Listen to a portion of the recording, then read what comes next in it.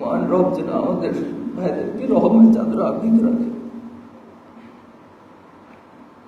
শ্রদ্ধার সাথে স্মরণ করছি ব্রিটিশ বিরোধী আজাদী আন্দোলন থেকে শুরু করে 2024-এর ছাত্র জনতার অভ্যুত্থান পর্যন্ত প্রতিটি অধিকার রক্ষার আন্দোলনে যারা শহীদ হয়েছে, যারা গাজী হয়ে আমাদের মাঝে আছেন এবং যাদের ত্যাগের উপর আজ বাংলাদেশ দাঁড়িয়ে আছে।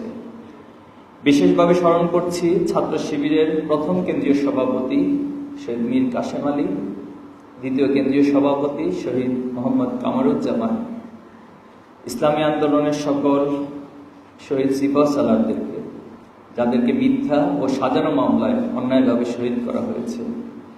আরও স্মরণ করছি সাবেক কেন্দ্রীয় সভাপতি মাওলানা আবু তাহের এবং আজম ওবায়দুল্লাহ ভাইকে, যারা দুনিয়ার সফর শেষ করে মহান আল্লাহর কাছে পাড়ি জমিয়েছেন। আমরা তাদের জন্য মাগফিরাত ও দোয়া কামনা করছি।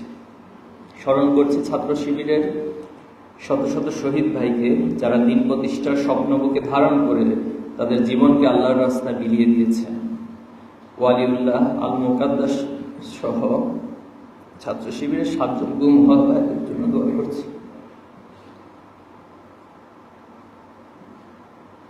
মহান রব যেন আমাদের ভাইদেরকে রহমের চাদর আবৃত রাখে। আল্লাহর দিনকে বিজয় করতে গিয়ে এবং ফ্যাসিবাদের দমন পীড়নে যারা আহত হয়েছেন, বঙ্গুত্ব বরণ করেছেন,